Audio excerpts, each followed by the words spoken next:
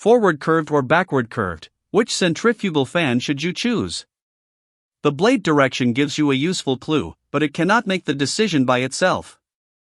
The correct answer appears only after we lock the operating point and compare the complete fan curves. Both designs pull air into the wheel axially and throw it outward. A forward curved wheel uses many narrow blades whose tips bend in the direction of rotation. A backward curved wheel usually has fewer, broader blades that sweep away from rotation. That geometry changes how velocity, pressure, power, and losses develop as airflow moves across the curve. Forward curved fans can produce substantial airflow from a compact wheel at relatively low rotational speed. That is valuable when package depth, diameter, cost, or speed is constrained. Typical fits include fan coil units, small air handlers, appliances, and other clean air equipment operating at low to moderate pressure. But look at the power curve, not just the pressure curve. For a typical forward curved fan, absorbed power continues rising as airflow increases toward free delivery.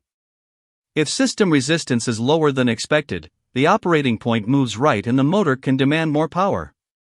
Motor selection must therefore cover the full intended operating range, not only the design point. Backward curved fans generally offer higher peak efficiency and stronger medium to high pressure capability. Many backward curved power curves reach a maximum and then fall as airflow increases, which is why this family is often described as non-overloading within its qualified range.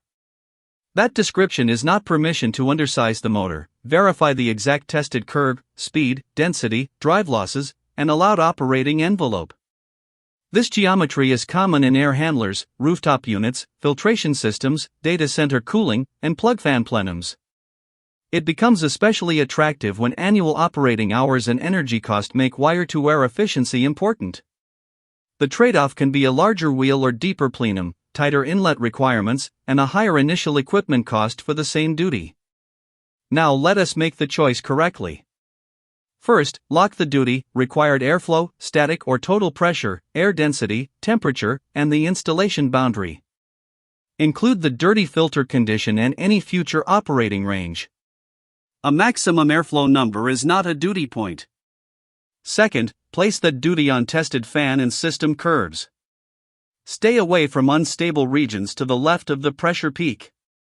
Check how the point moves when filters load, dampers change, or speed is commanded. The most efficient peak on a brochure is irrelevant if the real system operates somewhere else. Third, compare complete electrical input at that same duty.